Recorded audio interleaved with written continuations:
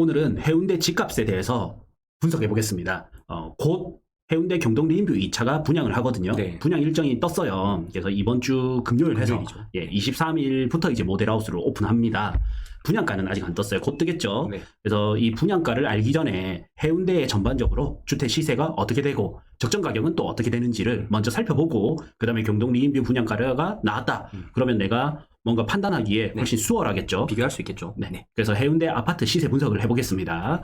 자, 우선 리치고에 들어가서 해운대가 어느 정도 수준인지를 제가 봤어요. 그래서 보니까 우선 실거래, 이거 호가창이거든요. 호가창이 이제 바닥을 찍고 스물스물 올라오는 것들이 있어요. 그래서 가격을 보니, 전체를 보면 역시 코로나 때 너무 많이 올랐다. 그리고 이제 많이 빠졌죠. 네. 빠지고 끝에가 살짝 꺾이는 게 보이죠. 이제 수도권에 약간 후행하는 느낌이에요. 그래서 이제 해운대조차도 약간 이제 전세든 이게 빨간불이 들어왔습니다. 리치고 시세 기준으로는 빨간불이 살짝 들어왔어요. 그런데 이건 좀 지나봐야 알 수 있습니다. 어쨌든 급락의 폭이 점점 줄어들고 있는데 사실 다른 데보다는 덜 줄어들고 있거든요. 그게 왜 그렇냐. 일단 제가 딱 봤을 때는 여기 소득 대비 집값을 했을 때 여전히 비싸요. 그래서 해운대는 평균이 8.6이고 최고점이 13.6, 지금은 10.3입니다. 그래서 15년 기준으로 봤을 때 여전히 해운대 집값이 비싸다. 이렇게 판단이 들고요. 그러면 이 정도면 어느 정도 수준이냐 제가 미리 값을 구해놨거든요. 그래서 8.6일 때 고점이 13.6이었다 하면 58% 고평가였거든요. 이게 서울보다 더 고평가예요. 와. 그러니까 이 유동성장 때 부산이 굉장히 많이 오는 거예요. 올랐네요. 그리고 지금 현재 10.3이죠. 네. 이게 여전히 20% 정도 고평가입니다. 지금 대구 같은 경우에는 8% 이내거든요. 그리고 부산 평균 같은 경우에는 한 12% 정도 돼요.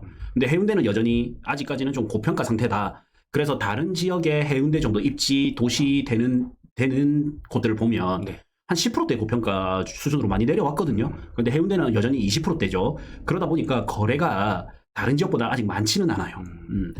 그리고 이게 이제 단지별로 봤을 때는 좀 또 다르게 나오거든요. 그래서 단지별로도 조금 살펴볼 거고, 그리고 더원에 이제 조금 관심을 가져야 되는 이유는 여기가 이제 더원이죠. 더원이 아니라 경동 리인뷰 2차.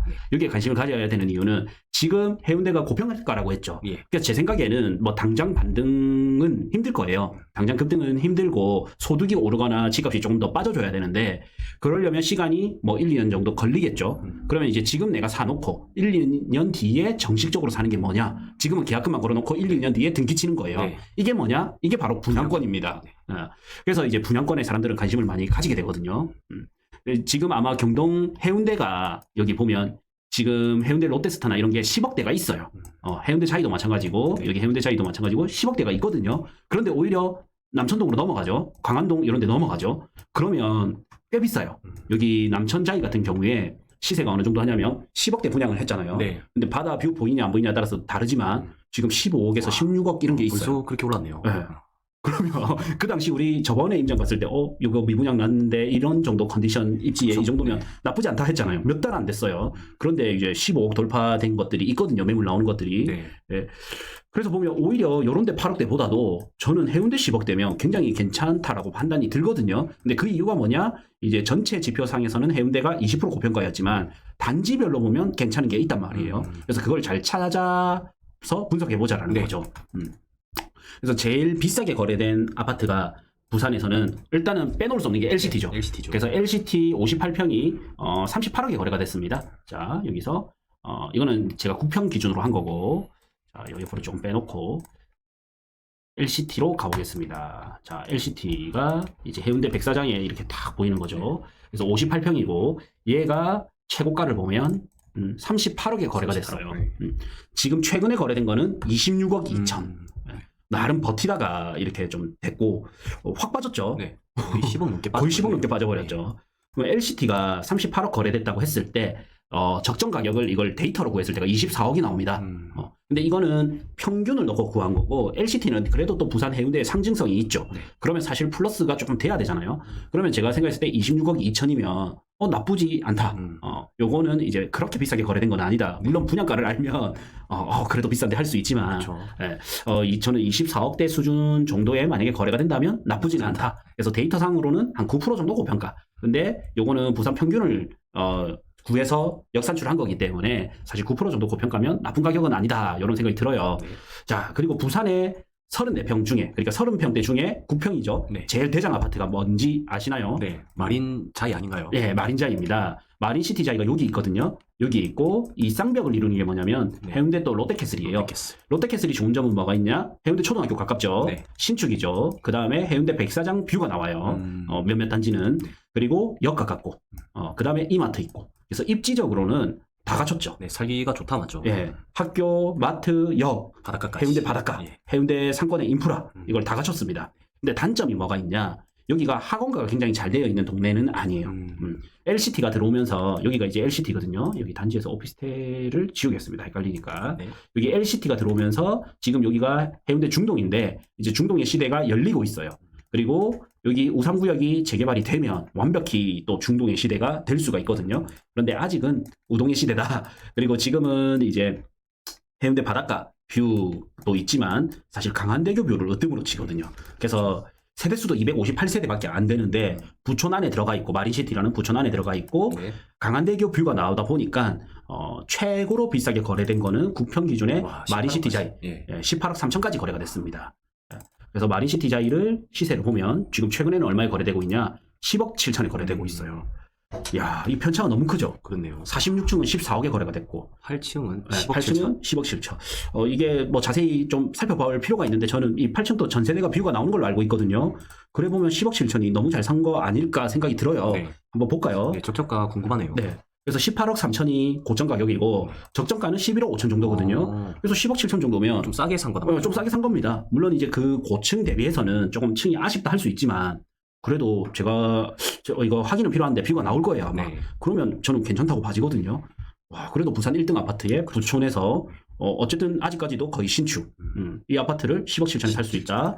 예, 괜찮다고 봐집니다. 저는 그래서 돈이 있으면 저는 웬만한 거 다른 것보다는 마린시티자이, 마린자이를 사라. 요 정도면 나쁘지 않다라는 생각이 듭니다.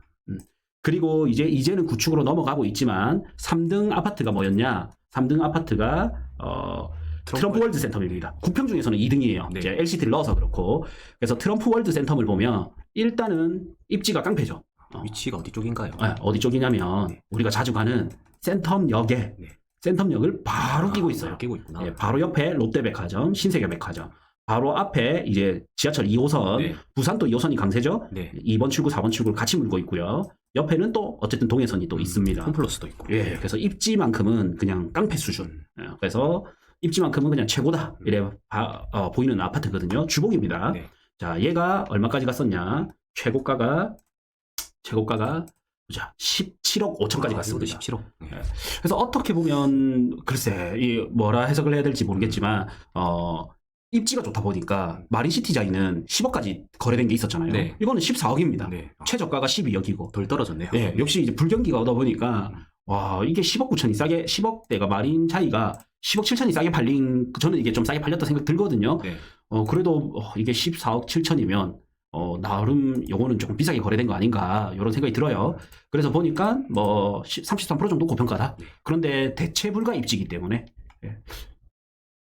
자, 대체 불가 입지거든요. 요 자리가 트럼프 월드 센텀이 여기에 아파트가 없잖아요. 네. 이 위치에 센텀역을 끼고 있는 우리 흔히 슬리퍼 신고 롯데백화점, 신세계백화점을 갈 수 있는 백스코 바로 맞은편에 딱 이거밖에 없네요. 이거밖에 없어요. 대로변은. 그리고 요거는 또 뷰가 나오는 것들은 훨씬 더 좋죠. 제가 9평 기준으로 보다 보니까 이런 거고. 그래서 와, 역시 불경기에는 좀 입지 깡패가 잘 버티는구나 이런 생각이 드는데 네. 이게 이제 14억 7천에 거래가 됐습니다. 자, 그리고 제가 생각했을 때 좀 이거는 너무 반등을 못 하고 있는데 라는 아파트가 있습니다. 네. 저는 어떤 거죠? 저는 제 친구가 사실 아파트를 사고 싶어 하는 친구가 있거든요. 저는 좀 이것도 사면 괜찮겠다 싶어요. 자, 어떤 거냐? 해운대 롯데스타, 좋죠. 롯데캐슬스타. 아까 서두에 말씀드렸던 버릴 게 없는 네. 일단 신축이죠. 그래도 어쨌든 저는 롯데를 좋아하진 않지만 어쨌든 1군 브랜드. 네. 그다음에 초등학교 바로 있죠. 그다음에 이마트 있고 여기 있고 일부 또 바다 뷰 나오는 게 있고. 이게 이제 최고가가 얼마였냐? 16억 5천까지 갔었어요. 네. 16억 5천까지 갔는데 지금 9억 2천까지도 거래가 있어요. 괜찮은 것 같은데요, 진짜. 예. 물론 이제 저층의 비로얄 동이죠. 그래도 위치가 또 너무 좋지 않습니까? 네. 지금 해운대에 웬만큼 막히는 주복들보다는 요게 훨씬 나을 것 같아요. 예. 그래서 저는 요거 사면 좋겠다 싶어서 좋겠다 싶어요. 그래서 마린시티, 마린자이나 뷰를 좀 원한다면 마린자이. 마린자이. 그리고 그 동네 자체가 아직까지도 그래도 부촌인 마린자이가 있고 네. 또 앞으로 쉬는 강세로 떠오를 중동, 해운대 중동의 롯데캐슬 네. 스타 9억 2천. 그러면 이거를 적정가를 좀 구해봤을 때 10억 4천 정도가 적정가가 나오는데 9억 얼마였죠? 물론 이제 저층이긴 하지만 이제 9억 2천. 자, 9억 2천이다 하면 마이너스 12%가 됩니다. 괜찮지 않아요? 예, 나쁘지 않네요. 예, 그래서 보통 로얄층 같은 경우에는 10%에서 바다 뷰가 보이면 한 30%까지도 비싸거든요. 그래서 10억이라고 계산을 해도 4% 정도 저평가고 좀 더 좋은 좋은 층으로 간다면 한 11억까지 간다 해도 한 5% 정도 고평가이기 때문에 저는 나쁘지 않은 것 같아요. 그래서 해운대 롯데스타가 투자 측면에서는 저는 제일 매력 있는 게 마린시티자이하고 해운대 롯데스타인 것 같아요. 또 살펴볼게요. 또 그다음 뭐가 매력 있을라나 했을 때